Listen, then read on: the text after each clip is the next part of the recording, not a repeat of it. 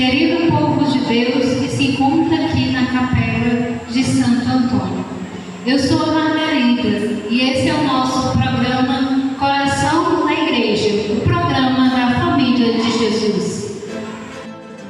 Coração da Igreja, o programa da família de Jesus.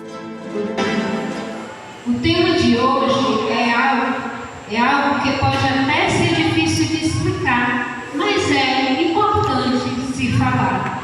Afinal, vale a pena ser dizimista?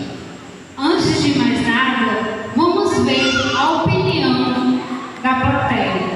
Você, por exemplo, que opinião tem sobre dízimo? Eu acho que isso é necessário, porque quando nós recebemos o nosso salário, não dá para pagar nada.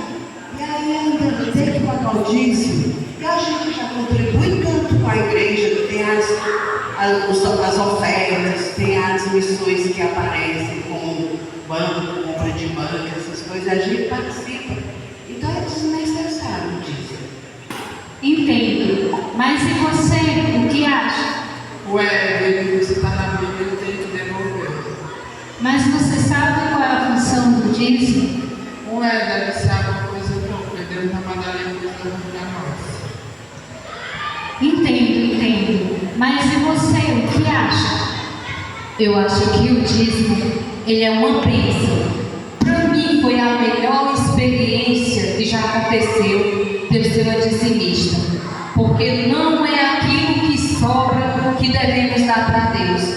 Porque Deus merece o nosso melhor. Então não é sobra, não é migalha, porque o nosso Deus, Ele só nos dá o melhor. E a mão que vai cheia, ela volta cheia.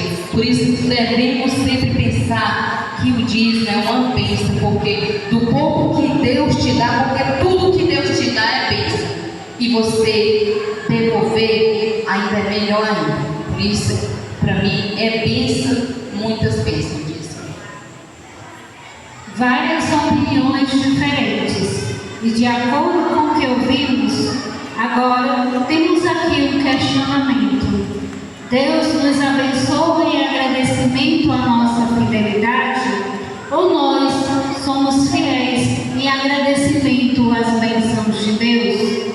O nosso convidado de hoje vem trazer um testemunho que vai enriquecer a nossa temática. Convido você a trazer uma salva de palmas para o seu Manel.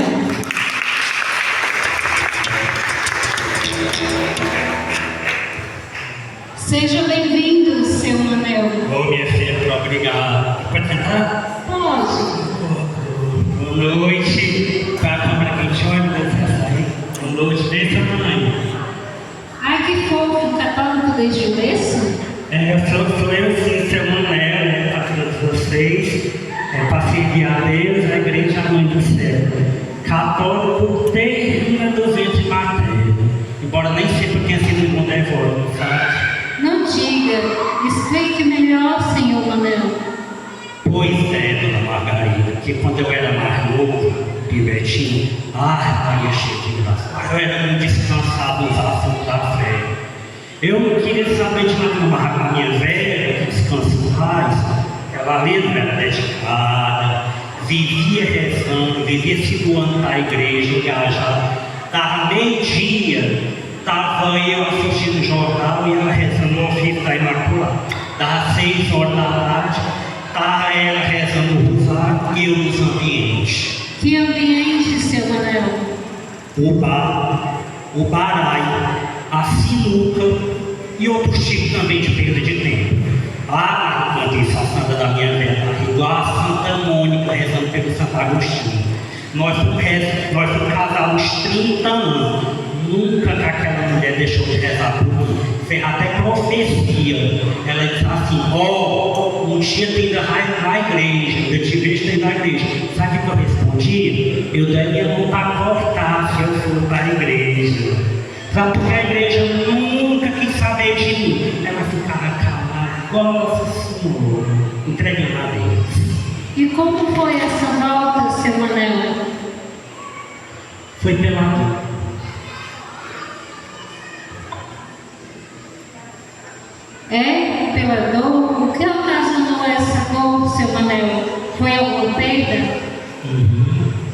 pior perda que eu podia ter tido. Estava tudo tão tranquilo, tão normal. Quando de repente minha velha, a minha querida Maria de Lourdes, começou a passar. E nós sem entender, mas a gente achou que era uma porra corriqueira, não deu muita importância, mas era grave. Era sério. Eu imagino. Aí foi aí que ela ia fazer o tratamento, mas não estava dando certo, não funcionava. E aí ficou sem entender por que ela estava sofrendo daquele jeito, por que Deus estava permitindo aquilo. E foi aí que eu, depois de velho, porque eu fui no Santíssimo rezar, pedir a Deus para ela não me deixar. Não foi por devoção que eu fui por desespero. Que eu não estava entendendo por que Deus estava permitindo aquele sofrimento, se ela era tão engajada. Mas o senhor acha que era mesmo culpa de Deus? Naquele calor, na loucura do momento, eu acho que eu imaginei isso aí sim. Hoje até peço perdão a Deus por ter imaginado isso. Foi fácil não, a Maria de Lourdes, Dona Margarida. A Maria de Lourdes lá no céu está rezando por nós. Hoje, nunca deixou de rezar por nós. Aí ela foi definhando, até que foi um dia do mês de julho, ela me acordou.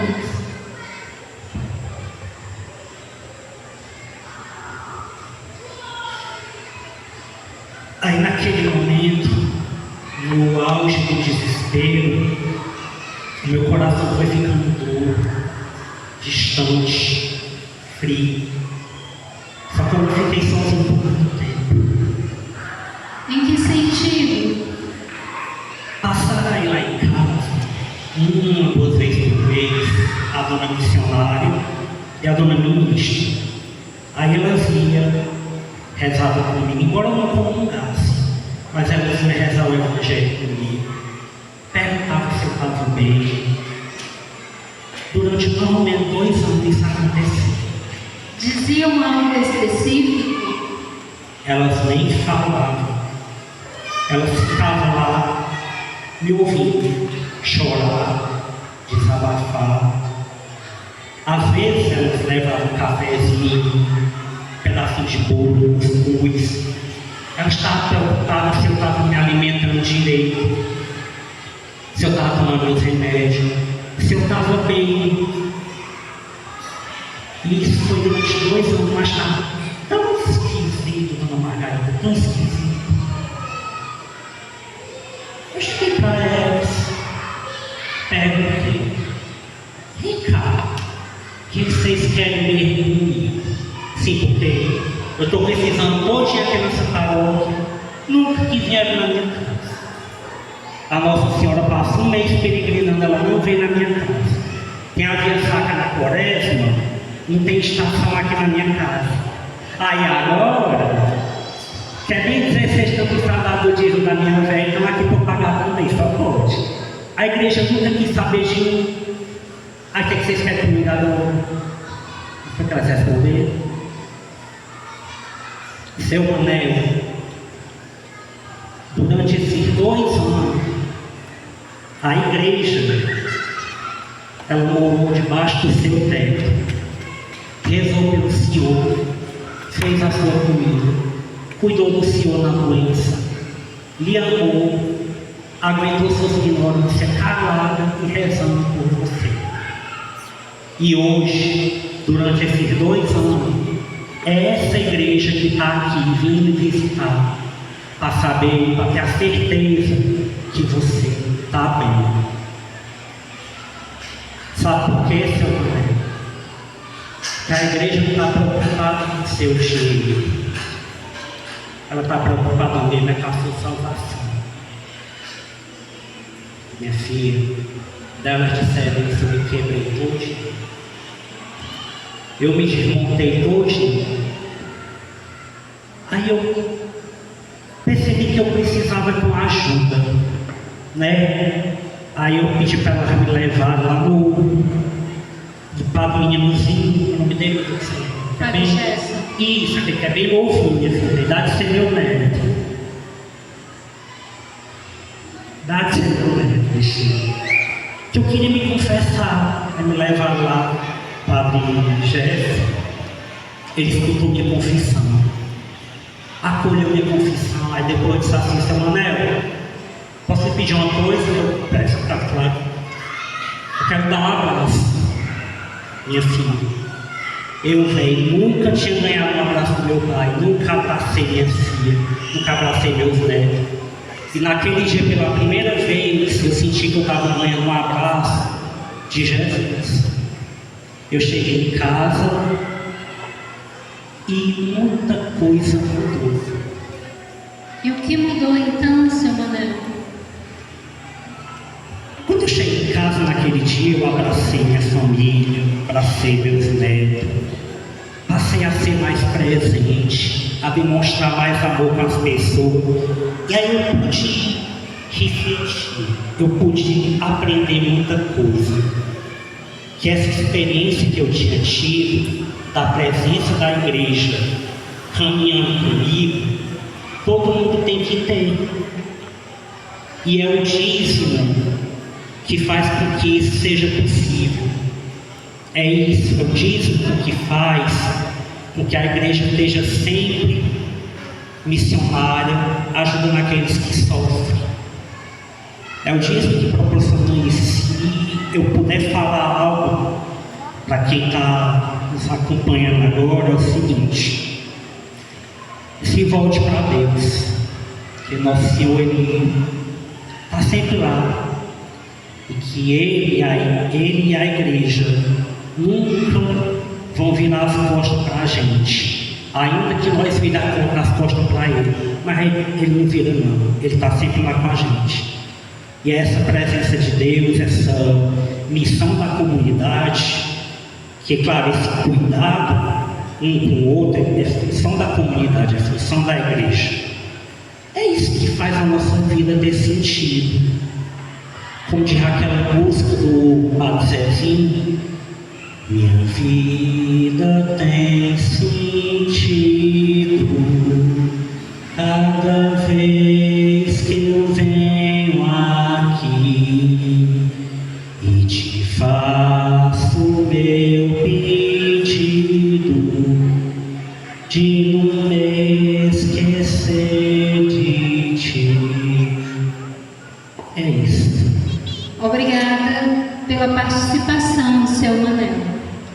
Bem, povo, hoje vimos que o dízimo é uma oferta feita a Deus em sinal de gratidão, fé e amor.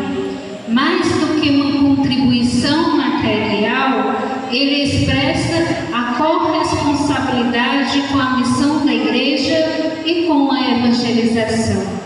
A devolução do dízimo deve nascer de um coração generoso e consciente, sendo gesto livre de partilha e compromisso com a comunidade. Os recursos arrecadados são destinados à manutenção da capela, às ações pastorais, à evangelização, às obras de caridade e às diversas necessidades da igreja. Assim, o dízimo fortalece a vida da comunidade, sustenta a missão evangelizadora e nos ajuda a viver a solidariedade e o desapego aos bens materiais. Obrigado a todos pela presença e até a próxima. Coração da Igreja, o programa da família de Jesus.